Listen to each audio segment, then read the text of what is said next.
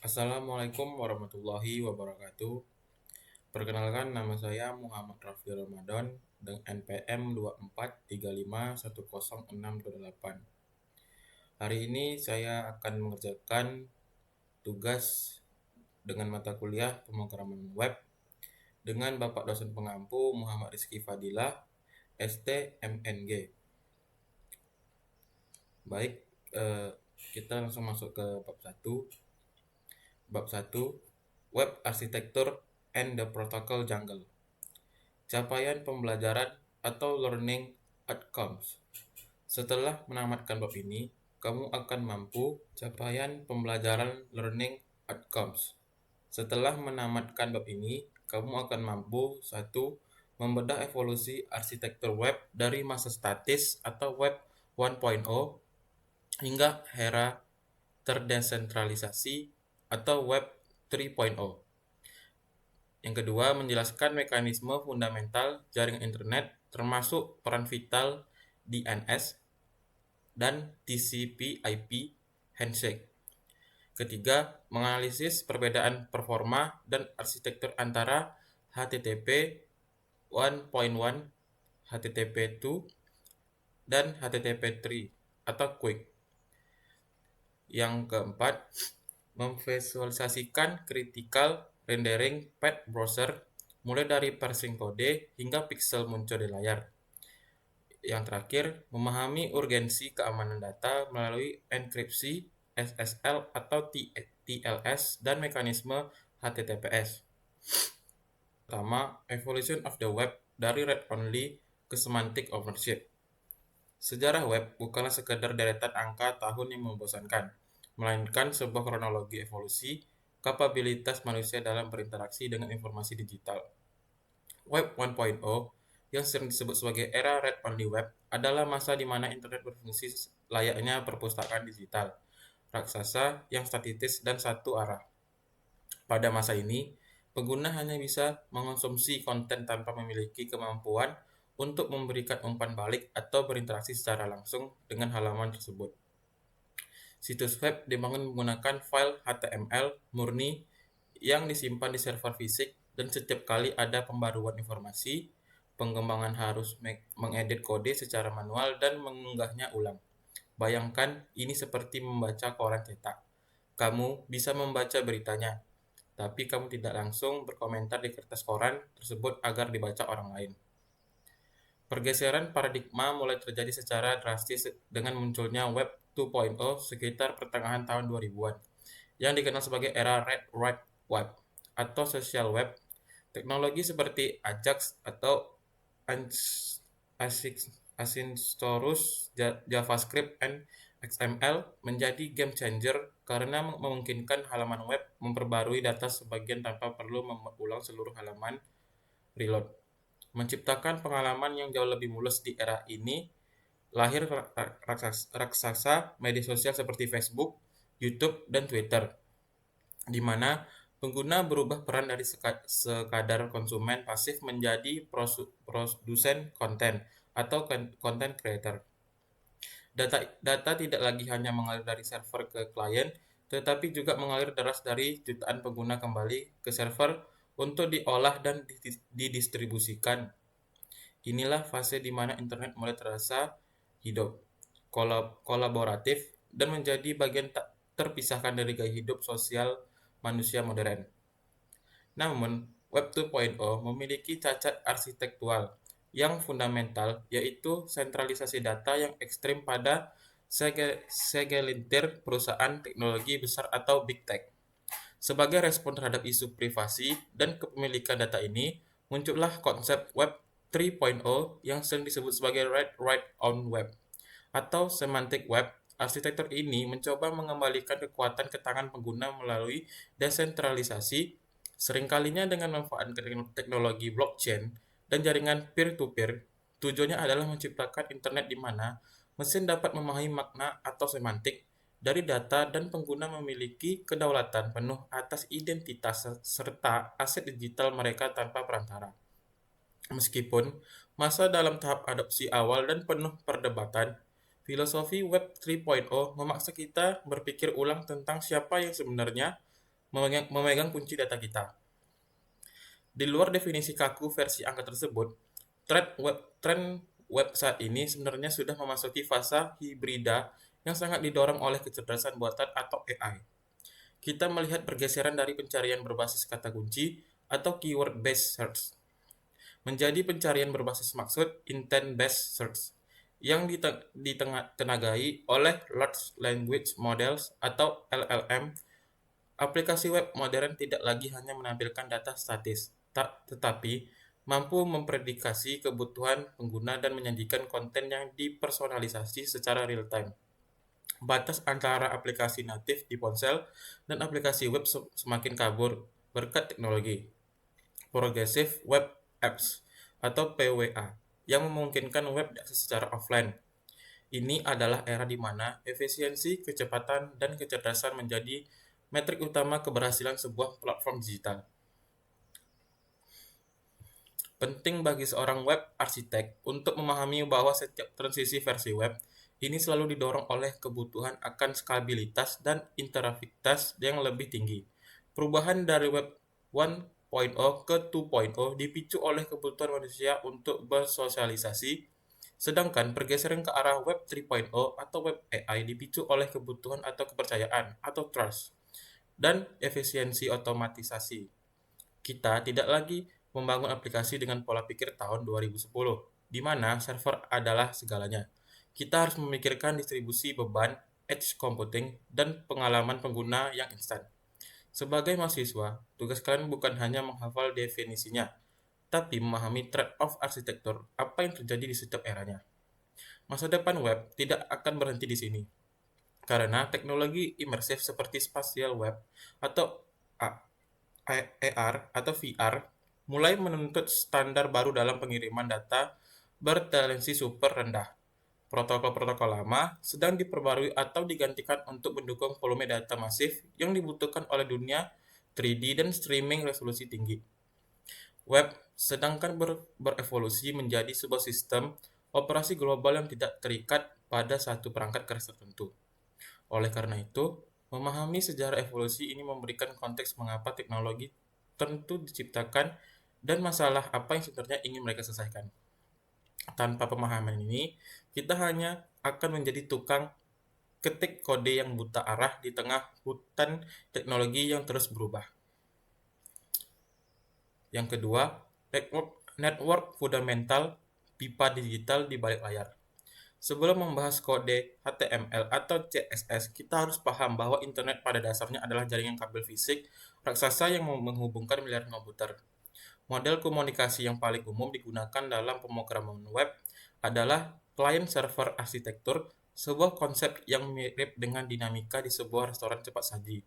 Di sini, klien atau browser di laptop atau HP kamu bertindak sebagai pelanggan yang lapar, sedangkan server adalah dapur menyimpan bahan makanan atau data, dan koki, logika aplikasi.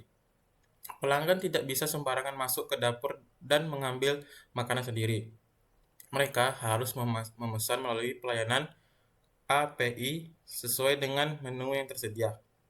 Jika dapur sedang sibuk atau pelayanan salah mencatat pesanan, maka pesanan respon akan terlambat sampai atau bahkan salah kirim. Komunikasi antara klien dan server ini tidak terjadi melalui sihir, melainkan melalui seperangkat aturan ketat yang disebut protokol. Dengan fondasi utamanya adalah TCP/IP atau Transmission Control Protocol, Internet Protocol. Bayangkan, IP address sebagai alamat rumah lengkap dengan kode posnya yang memastikan paket data tahu kemana harus pergi di antara miliaran rumah lain di dunia. Setiap perangkat yang terhubung ke internet wajib memiliki alamat IP untuk ini, baik itu versi IPv4 yang formatnya klasik, misalnya 192.168.1.1, maupun IPv6 yang lebih panjang untuk mengakomodasi ledakan jumlah perangkat IoT. Tanpa IP address, internet akan menjadi ruang hampa di mana tidak ada satupun pesan yang bisa menemukan penerimanya. IP adalah identitas lokasi di dunia digital yang memungkinkan routing data terjadi secara global. Namun, sekadar tahu alamat saja tidak cukup. Kita butuh jaminan bahwa paket data yang dikirim akan sampai dengan selamat dan utuh. Dan disinilah peran TCP.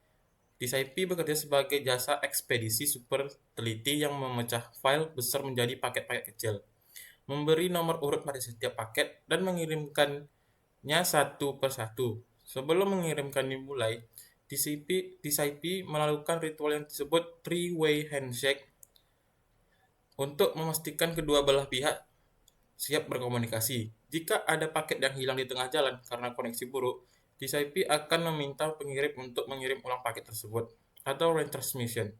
Sampai data diterima lengkap, mekanisme ini menjadi reliabilitas meskipun harus sedikit mengorbankan kecepatan karena adanya overheat komunikasi bolak-balik.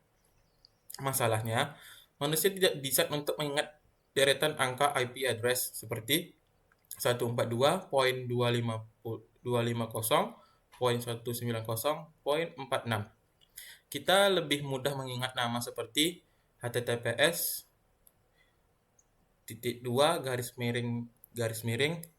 www.google.com /search google.com. Disinilah DNS atau Domain Name System berperan sebagai buku telepon internet yang menerjemahkan nama domain yang ramah manusia menjadi alamat IP yang ramah mesin.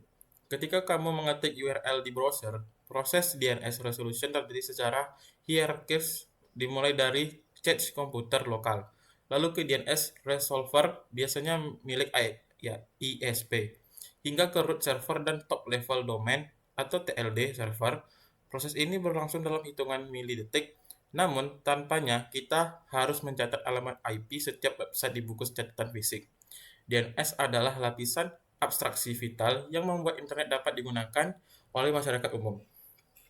Dalam arsitektur modern, pemahaman tentang jaringan ini sangat krusial karena seringkali masalah performa aplikasi bukan disebabkan oleh kode yang buruk, oleh latensi jaringan. Konsep seperti CDN atau Content Delivery Network diciptakan untuk mendekatkan data ke pengguna dan meminimalkan jarak fisik yang ditempuh oleh paket data. Latensi waktu yang dibutuhkan data untuk pergi dari titik A ke titik B dibatasi oleh kecepatan cahaya dalam serat optik yang merupakan hukum fisika yang tidak bisa dilanggar. Oleh karena itu, seorang engineer yang baik harus selalu memikirkan cara mengurangi jumlah perjalanan data atau round trips antara klien dan server. Semakin sedekat perjalanan yang dibutuhkan, semakin cepat aplikasi terasa di tangan pengguna. Terakhir, penting untuk menyadari bahwa jaringan internet adalah lingkungan yang tidak bisa dipercayai dan penuh dengan potensi kegagalan. Kabel bisa putus, router bisa overload, dan paket data bisa dibajak di tengah jalan oleh pihak tidak bertanggung jawab. Oleh karena itu, protokol jaringan terus berevolusi untuk menyertakan fitur keamanan dan pengecekan integritas data secara bawaan. Memahami fundamental jaringan berarti memahami bahwa reliable network adalah sebuah mitos dan tugas kita membangun aplikasi yang tengah di atas infrastruktur yang rapuh ini. Aplikasi yang hebat bukan hanya aplikasi yang berjalan lancar saat internet cepat, tapi aplikasi yang tepat memberikan feedback yang baik saat koneksi pengguna sedang lemot atau putus nyambung. Poin ketiga, HTTP Deep Dive, bahasa pengantar web. Jika TCP/IP adalah truk pengangkut barang, maka HTTP atau Hypertext Transfer Protocol adalah aturan tentang bagaimana barang tersebut harus dikemas, dilabeli, dan dibongkar muatannya. HTTP adalah protokol stateless yang artinya server tidak secara otomatis mengingat percakapan sebelumnya dengan klien yang sama.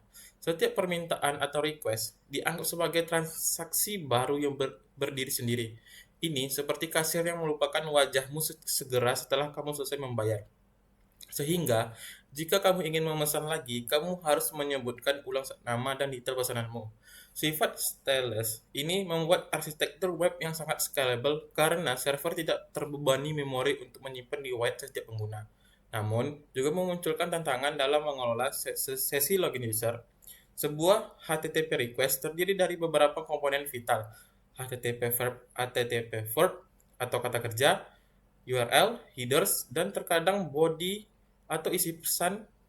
HTTP verb sebagai get atau mengambil data, post mengirim data baru, PUT mengganti data, dan delete menghapus data. memberikan konteks semantik kepada server tentang apa yang diinginkan klien. Sementara itu, headers berfungsi sebagai metadata yang membawa informasi tambahan seperti jenis browser atau user agent, format data yang diterima atau accept, atau token autentikasi. Memahami anatomi request ini sangat penting bagi developer karena kesalahan memilih verb atau lupa menyertakan header tertentu adalah penyebab umum bug pada komunikasi API. Di sisi lain, server merespon dengan HTTP respon yang selalu diawali dengan status code, seperti kode 3 digit yang memberikan nasib dan request tersebut. Kode 2XX seperti 200 OK berarti sukses, 3XX seperti 301 moved permanently berarti ada pengalihan, 4XX seperti 404 not found berarti kesalahan ada di pihak klien, dan seperti 500 internal server error berarti server sedang bermasalah. Menghafal dan menggunakan status code ini dengan tepat adalah etika dasar dalam pemrograman web agar aplikasi frontend bisa bereaksi dengan benar terhadap hasil request. Jangan pernah mengirim status 200 OK jika sebenarnya terjadi error di backend, karena akan membingungkan sistem monitoring dan developer lain. Evolusi HTTP sangat menarik untuk diamati, dimulai dari HTTP 1.1 yang menjadi standar selama bertahun-tahun, namun memiliki masalah performa serius bernama head of line blocking. Dalam HTTP 1.1, browser membatasi jumlah koneksi ke satu server, biasanya 6 koneksi, sehingga jika ada salah satu file gambar besar yang macet saat diunduh, file kecil tidak di belakangnya harus antri menunggu. Atau the waterfall effect. Ini ibarat antrean di kasir supermarket yang hanya buka satu jalur. Jika pelanggan dibeli di depanmu, belanjaan segerobak penuh dan kartunya error, kamu hanya beli permen ikut tertahan lama. Inefisiensi ini memaksa developer melakukan trik aneh seperti domain sharding atau CSS spreads di masa lalu.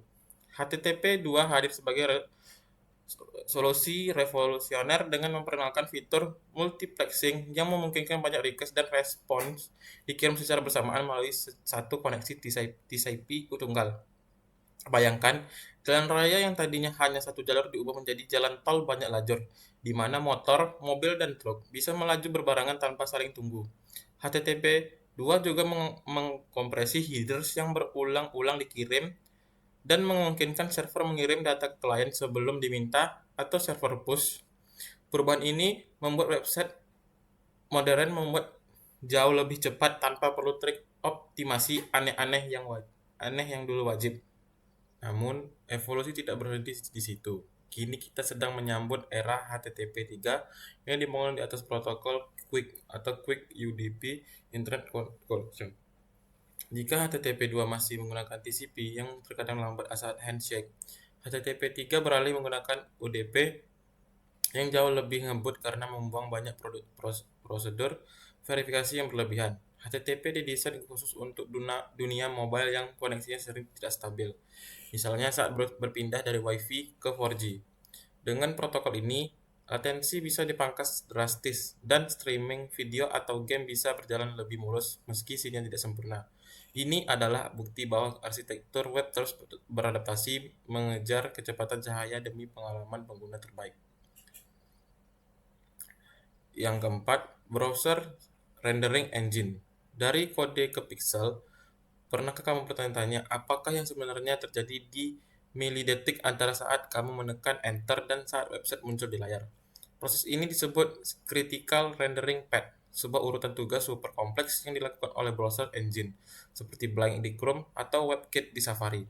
Langkah pertama adalah parsing HTML, di mana browser membaca file HTML mentah atau byte dan mengonversinya menjadi karakter, lalu menjadi token, dan akhirnya menyusunnya menjadi DOM tree atau Document Object Model. DOM adalah representasi struktur halaman dalam memori yang berbentuk pohon.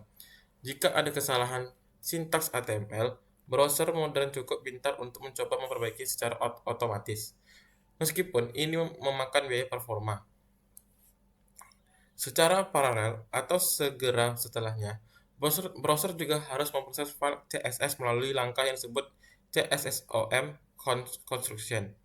CSS Object Model berbeda dengan HTML yang bisa diproses sebagai demi sebagian.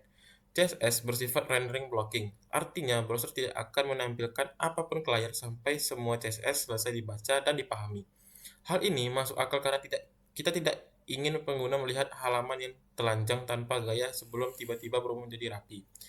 CSSOM juga berbentuk pohon tree structure karena sifat cascading dan properti CSS, di mana aturan pada elemen induk akan diwariskan ke elemen anak.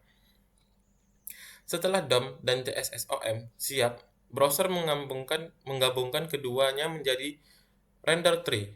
Perlu dicatat bahwa render tree hanya berisi elemen-elemen yang benar-benar akan ditampilkan di layar. Elemen dengan properti display non di CSS tidak akan dimasukkan ke dalam pohon ini, sedangkan elemen dengan visibility hidden tetap masuk karena masih memakan ruang. Proses penyaringan ini penting agar browser tidak membuang-buang sumber daya komputasi untuk mengurus elemen yang tidak terlihat oleh pengguna. Efisiensi pembentukan render tree sangat mempengaruhi seberapa cepat First Contentful Paint atau FCP terjadi. Tahap selanjutnya adalah layout, atau sering disebut reflow, di mana browser mulai menghitung geometri presisi dari setiap elemen. Posisi koordinat X, Y, dan ukuran lebar tinggi dalam satu pixel. Proses ini sangat intensif secara matematis karena browser harus memperhitungkan ukuran layar perangkat atau viewport, ukuran font, margin, dan interaksi antar elemen. Bayangkan, menyusunkan ribuan kotak pixel yang ukurannya bisa berubah-ubah tergantung kotak di sebelahnya. Itulah kompleksitas proses layout setiap kali kita mengubah ukuran di dalam browser atau memanipulasi DOM lewat JavaScript.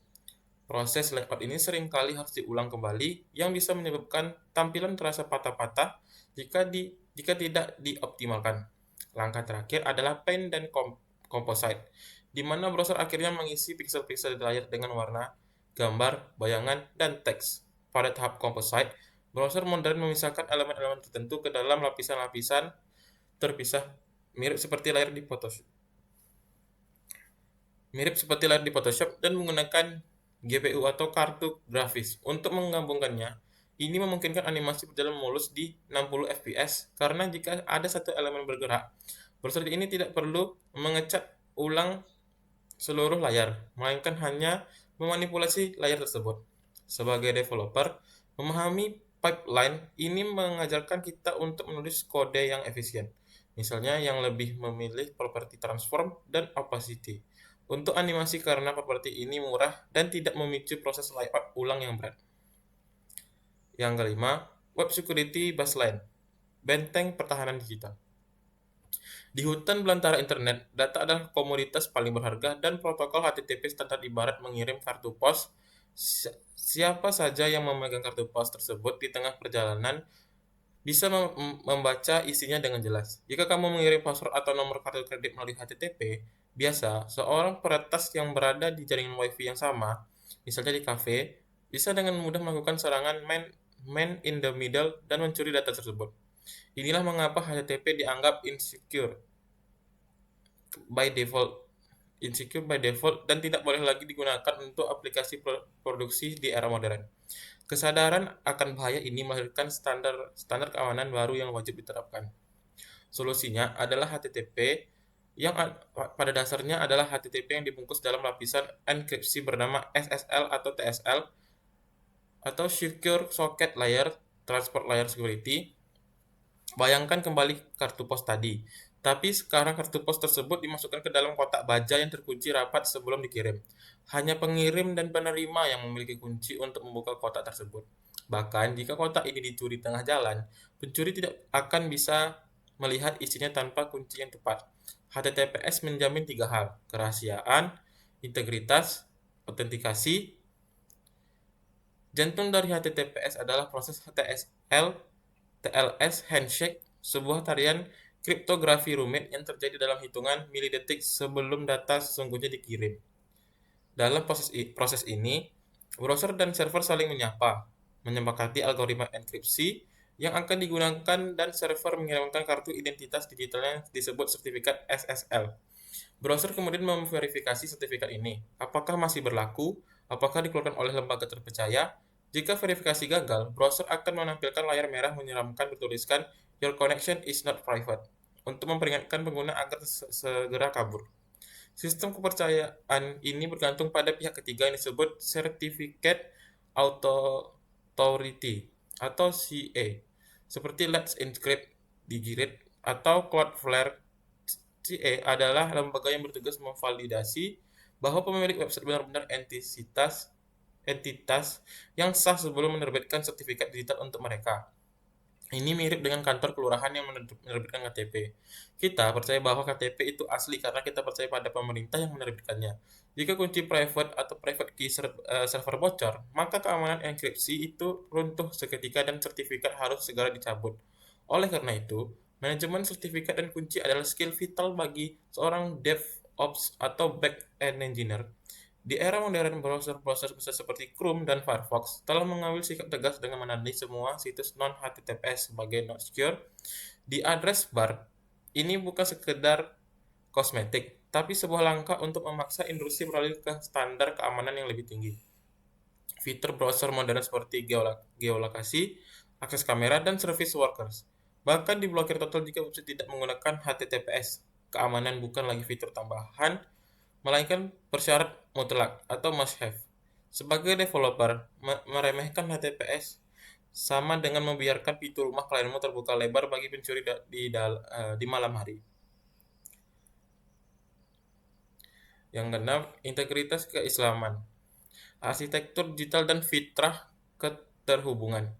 Dalam perspektif Islam, teknologi web yang menghubungkan miliaran manusia di seluruh dunia adalah manifestasi modern dari konsep hablum minanas dan silaturahim. Sebagai TCP/IP dan kabel serat optik bekerja keras tanpa henti untuk memastikan paket data sampai ke tujuannya demi menjaga konektivitas. Seorang muslim juga diperintahkan untuk menjaga tali persaudaraan agar tidak terputus. Infrastruktur internet yang kita pelajari mengajarkan bahwa isolasi adalah hambatan bagi kemajuan, sedangkan konektivitas adalah kunci pertukaran manfaat atau maslahah. Rasulullah SAW bersabda bahwa siapa yang ingin diluaskan rezekinya dan dipanjangkan umurnya, hendaklah ia menyambungkan silaturahim dan konteks digital. Aplikasi web yang kita bangun adalah wasilah untuk memfasilitasi pertukaran ilmu dan muamalah tersebut secara global. Keteraturan protokol yang ketat, mulai dari handshake TCP hingga struktur header HTTP, mencerminkan konsep nizam, yang merupakan inti dari ajaran Islam. Alam semesta ini tidak berjalan secara acak, melainkan mengikuti sunnatullah atau hukum alam yang presisi dan terukur. Sama seperti web yang akan hancur jika tidak ada standar protokol yang disepakati bersama. Jika sebuah server melanggar aturan protokol HTTP, komunikasi akan gagal. Begitu pula jika manusia melanggar aturan syariat atau norma sosial, tatanan masyarakat akan rusak. Disiplin dalam menerapkan standar kode dan protokol mengajarkan kita bahwa kebebasan berkreasi tetap membutuhkan batasan aturan agar bisa berfungsi dengan harmonis dan memberikan manfaat yang optimal. Peran DNS dan sertifikat SSL atau TLS dalam memverifikasi identitas server yang sangat selaras dengan perintah Al-Quran tentang tabayun atau verifikasi. Dalam surat Al-Hujurat ayat 6, Allah memerintahkan kita untuk meneliti kebenaran sebuah berita agar tidak menimpakan musibah kepada orang lain karena kebodohan. Di dunia maya yang penuh dengan phishing dan penipuan, mekanisme keamanan web adalah implementasi teknologi dari prinsip kehati-hatian ini. Memastikan bahwa kita terhubung dengan server yang benar melalui validasi sertifikat digital adalah bentuk ikhtiar untuk menjauhi kebohongan dan penipuan. Teknologi ini melindungi pengguna dari informasi palsu dan memastikan integritas pesan tetap terjaga dari pengirim hingga penerima tanpa distorsi. Penerapan keamanan data melalui HTTPS dan enkripsi juga merupakan bentuk penuaian amanah atau kepercayaan yang sangat fundamental. Ketika pengguna memasukkan data pribadi atau kata sandi ke dalam aplikasi web kita, mereka sedang menitipkan rahasia mereka kepada kita. Dan menjaga rahasia adalah kewajiban berat bagi seorang mukmin. Mengabaikan keamanan dengan menggunakan protokol usang sama dengan membiarkan pintu rumah orang lain terbuka bagi pencuri, yang merupakan bentuk pengkhianatan terhadap amanah. Islam sangat menjunjung tinggi hifz al-ridho, menjaga kehormatan, dan hifz al-amal, menjaga harta. Oleh karena itu, seorang web akhriat Muslim harus memandang keamanan cyber bukan sekadar fitur teknis, melainkan tanggung jawab moral untuk melindungi privasi dan aset sesama manusia dan kezoliman. Semangat evolusi dari HTTP 1.1 yang lambat menuju HTTP 3 yang super cepat mencerminkan prinsip ihsan dan itqan. Islam mengajarkan bahwa hari ini harus lebih baik dari hari kemarin, yang berarti kita tidak boleh puas dengan status quo jika ada cara yang lebih efisien untuk melakukan sesuatu. Allah mencintai hambanya yang apabila melakukan suatu pekerjaan, ia melakukan dengan itqan, tekun atau sempurna. Upaya para insinyur dunia untuk memangkas latensi dan meningkatkan kecepatan akses informasi adalah bentuk jihad intelektual untuk memudahkan urusan manusia. Kita harus mengadopsi mentalitas ini. Terus, belajar teknologi terbaru bukan hanya untuk gaji yang lebih tinggi, tetapi untuk memberikan layanan terbaik yang memudahkan hidup orang lain. Terakhir, kita harus menyadari bahwa seluruh arsitektur web ini hanyalah wasilah dan hukum penggunaan bergantung pada makosid di baliknya. Sebuah pisau bisa digunakan untuk memotong roti atau melukai orang.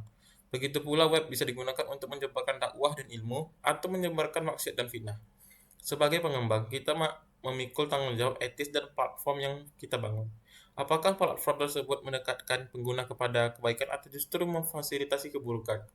Kita harus berniat menjadikan setiap baris kode dan arsitektur yang kita rancang sebagai amal jariah yang terus mengalirkan pahala kebaikan.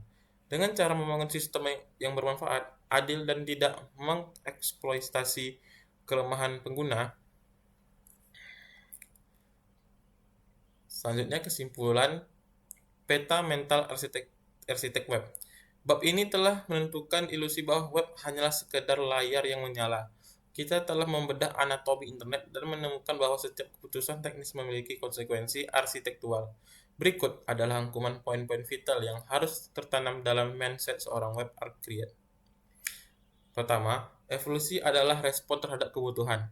Pergeseran dari web 1.0 ke web 2.0 hingga web 3.0 bukan sekadar tren gaya-gayaan, melainkan upaya teknis untuk memecahkan masalah skabilitas, interaktivitas, dan kepemilikan data.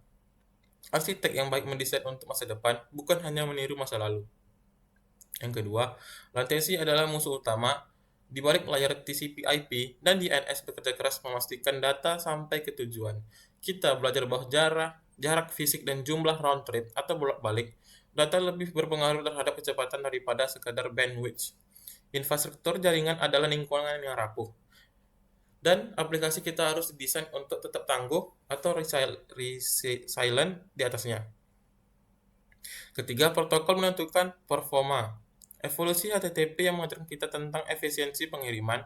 HTTP ibarat jalan satu jalur yang macet, head of line blocking, sementara HTTP 2 dan HTTP 3 adalah jalan tol multitafsir yang memungkinkan aset dikirim paralel. Pemahaman ini mengubah cara kita melakukan optimasi aset di level aplikasi. Nah, yang keempat, rendering bukanlah sihir. Browser memiliki critical rendering path, HTML, DOM, CSSOM, render tree, layout path yang sangat ketat. Kode yang buruk bukan hanya jelek dilihat, tetapi membebani CPU perangkat pengguna. Efisiensi penulisan kode HTML dan CSS berdampak langsung pada seberapa cepat pixel muncul di layar. Yang kelima, keamanan bukan fitur opsional. Di hutan belantara internet yang penuh predator, HTTPS dan SSL atau TLS adalah baju zirah standar, mengabaikan keamanan data dan validitas identitas. Sama dengan membangun rumah tanpa pintu, trust adalah mata uang paling berharga di web, dan HTTPS adalah cara kita menjaganya. Dengan fondasi arsitektural ini, kamu kini siap untuk melangkah ke bab 2, di mana kita akan mulai meletakkan batu bata pertama dalam pembangunan aplikasi web, struktur, dan data semantik. Selanjutnya, ada asesmen kompetensi atau SI-HOTS. Soal pertama, analisis evolusi dan dampak desentralisasi web. Skenario konteks sebuah perusahaan Media sosial besar baru saja mengalami kebocoran data jutaan pengguna karena server pusat mereka diretas. Kejadian ini memicu perdebatan global tentang masa dengan arsitektur web. Beberapa pihak mendesak perpindahan total web 3.0 yang terdesentralisasi atau blockchain based sebagai solusi privasi mutlak. Sementara pihak lain berargumen bahwa web 2.0 yang terdesentralisasi masih diperlukan untuk efisiensi, kecepatan, dan kemudahan pengguna bagi orang awam. Pertanyaannya, analisislah evolusi arsitektur web 1.0 hingga Web 3.0 dalam konteks kasus di atas. Evaluasi apakah Web 3.0 benar-benar solusi peluru perak untuk masalah keamanan dan privasi data saat ini. Dalam jawaban Anda, bandingkan trade-off antara keamanan, kecepatan, dan biaya infrastruktur pada model tersentralisasi versus terdentralisasi. Tujuan penilaian mengukur kemampuan analisis for siswa dalam membentuk karakteristik web 1.0, 2.0, dan 3.0. Mengukur kemampuan evaluasi C5 siswa dalam menilai kelayakan web 3.0 sebagai solusi praktis. Kata kunci jawaban, web 1.0, web 2.0, web 3.0. Trade-off, web 3.0 lebih aman, private, tapi lebih lambat dan mahal. Single point of failure versus distributed ledger. Kesimpulan web 3.0 solusi potensial tapi belum matang secara skabilitas. Soal 2, diagnosis kegagalan jaringan DNS dan handshake. Skenario konteks adalah seorang network engineer, pengguna melaporkan bahwa mereka bisa mengakses aplikasi perusahaan menggunakan alamat IP server, tetapi gagal total saat mencoba mengakses penggunaan nama domain, misal portal.perusahaan.com. Saat dilakukan pengecekan lebih lanjut menggunakan alat ping, request ke domain tersebut timeout. Pertanyaan, berdasarkan gejala di atas, uraikan langkah-langkah logis untuk mendiagnosiskan akar masalah tersebut. Jelaskan peran DNS dalam skenario ini dan apa yang terjadi di balik layar saat pengguna mengetikkan nama domain. Kemudian, rancanglah sebuah solusi teknis untuk mencegah masalah serupa terulang di masa depan, termasuk konsep redundancy. Tujuan penilaian, mengukur kemampuan analisis siswa dalam menelusuri alur request jaringan, mengukur kemampuan kreasi siswa dalam merancang solusi infrastruktur yang tangguh. Kata kunci jawaban, masalah DNS, resolusi IP bisa diakses, domain tidak. Proses DNS lookup, browser checks, OS checks, recursive resolver, root TLD, authoritative server. Penyebab DNS server down, konfigurasi salah di etc atau host atau masalah propagasi. Solusi menggunakan secondary DNS atau failover mechanism. Soal ketiga, evaluasi performa HTTP 1 versus HTTP 2 versus HTTP 3. Sebuah situs e-commerce yang memuat ratusan gambar produk kecil mengalami keluhan performa yang parah. Saat dianalisis, ternyata browser menghabiskan banyak waktu untuk menunggu antrian request gambar. Meskipun koneksi internet penggunaan cepat, tim pengembang berencana melakukan migrasi protokol dari HTTP ke 1.1 ke versi yang lebih baru untuk mengatasi masalah ini, terutama untuk pengguna dengan koneksi seluler yang tidak stabil. Pertanyaan, banding mekanisme pengiriman data pada HTTP 1, HTTP 2, dan HTTP 3, identifikasi protokol mana yang paling efektif untuk menyelesaikan masalah antrian. Head of line blocking. Pada kasus e-commerce di atas, jelaskan secara rinci bagi fitur multiplexing atau quick bekerja untuk meningkatkan kecepatan muat halaman yang kayak gambar tersebut. Soal keempat, keamanan SSL atau TLS dan etika privasi. Sebuah startup fintech baru ingin menekan biaya operasional dengan menggunakan sertifikat SSL gratisan self-certificate untuk server produksi mereka, alih-alih membeli dari CA terpercaya atau menggunakan Let's Encrypt dengan benar. Mereka berargumen bahwa yang penting datanya terenkripsi.